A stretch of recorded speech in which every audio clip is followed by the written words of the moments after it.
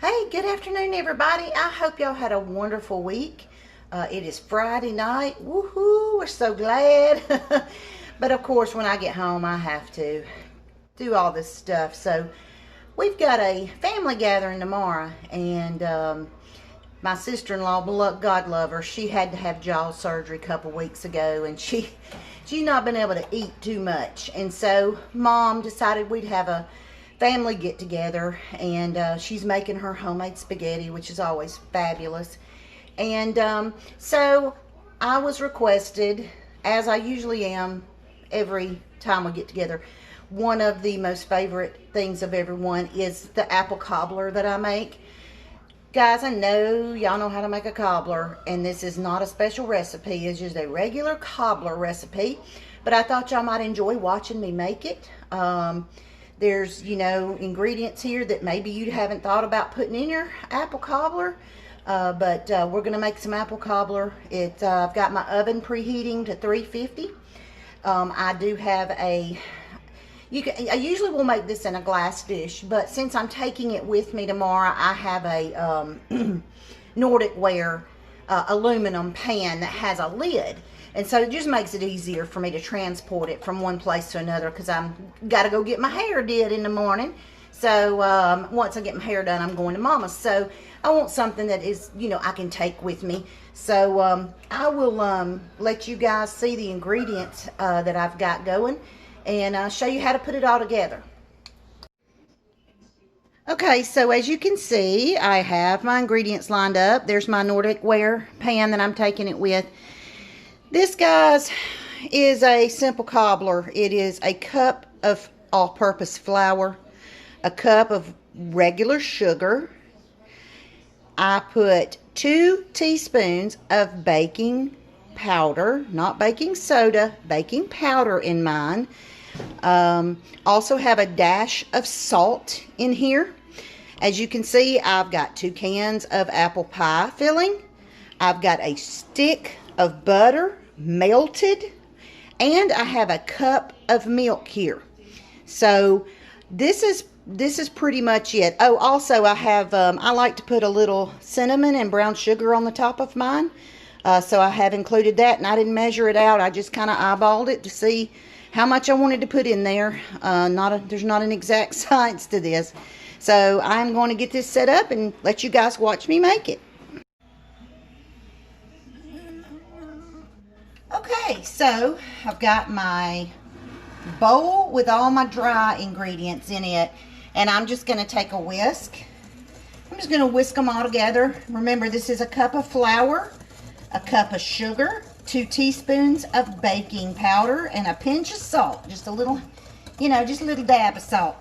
All right, first thing you're going to do is take your melted butter, and you're going to pour it directly in the bottom of the pan, and you're not going to do anything else. You're just going to pour this butter into the bottom of your pan.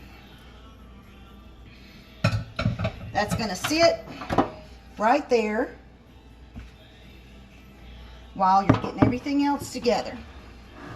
All right, now I'm going to take my cup of milk and pour it into, now I used whole milk only because I had it. I don't always have whole milk. We usually do 2%. If I'm going to be doing a lot of baking, a lot of times I will buy whole milk, but it's not something that we drink a lot of around here. But I happen to have whole milk this time, so we're going to use whole milk. You can use 2%. I don't think I'd use skim or 1%, but a whole or 2 should be absolutely fine, guys. So I'm just going to give this a really good mix, get it all good and mixed up. See? All right. Now, we're going to take that pan that's been buttered. Let me see if I can move around here so you can see maybe a little bit better. Okay, maybe that'll be better. Maybe you can see a little bit better. But as you can see, I've got my pan with my butter down in the bottom of it. And I'm just going to take this mixture, and I'm going to pour it straight into the pan with the butter in the bottom. You are not going to mix this. You are not going to mix it up. You are going to leave it just like it is. You'll see that butter start to come up to the top. Now, I've got 2 cans of apple pie filling. I just think 2 cans is what you need. I like a lot of fruit in my cobbler. I happened to go to the Piggly Wiggly last night. They had the Lucky Leaf. I have bought various brands. They all pretty much are about the same. So you're just going to take, you know, a scoop, and you're going to just start putting apples in the bottom, and you're just dropping them. You're not going to stir. You're not going to mix. Your fruit's going to be showing at the top.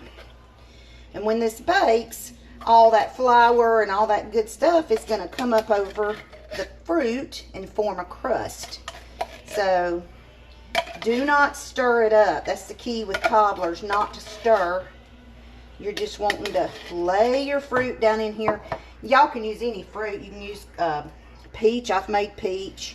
I've actually made a blackberry. Was not my favorite. Of course I'm not a real huge fan of blackberries. So did anything exciting happen to any of y'all this week? It was a regular hectic week for me at work. You know, Friday's always deadline for checks, and you know, it just busy all the time. But I mean, it makes the day go by quicker, so I guess that's a good thing.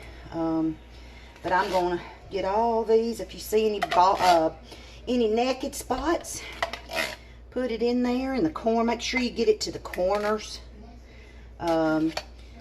My brother David, this is probably the favorite thing. That and my snickerdoodle cookies, probably the favorite things that I make that he loves. So now you can see we're not going to mix it up. I'm not going to try to wiggle it too much. So guys, now I'm going to take this, like I said, it's just a light brown sugar and cinnamon. And I'm just going to put a little bit of it over the top. Just going to sprinkle it over the top. It'll make it just even more yummy. Just give it a, you know, like it ain't got enough sweet in it, right? Get more sweet. So that's that, y'all. And that, you see how simple and easy that was? I mean, that didn't take any time to make. It just was one of those things that's just so quick and easy. So I'm going to open my oven. We're going to pop this baby in.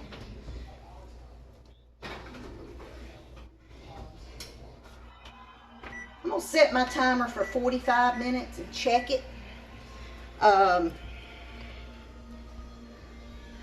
45 minutes, I'm going to check it.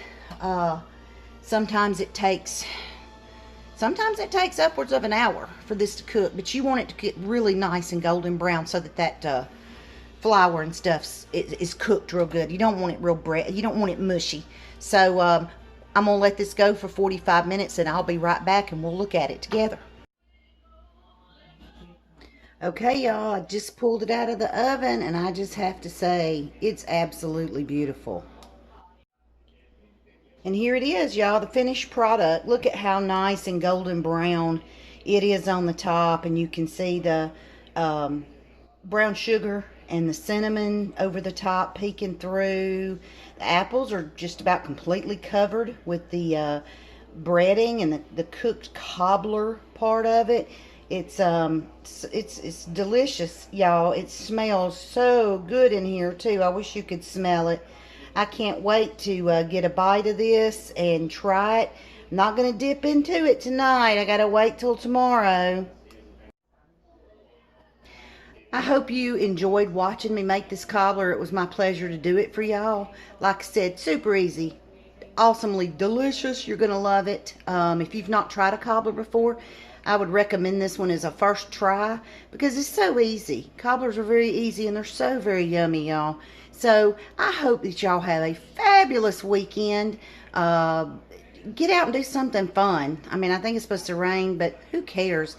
Let's all get together. If you can't get together with family or friends, or go have a cup of coffee in a cafe, or do a little shopping, you know, get out and do something fun.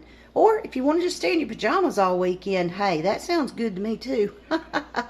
See you guys later, and thanks again for watching.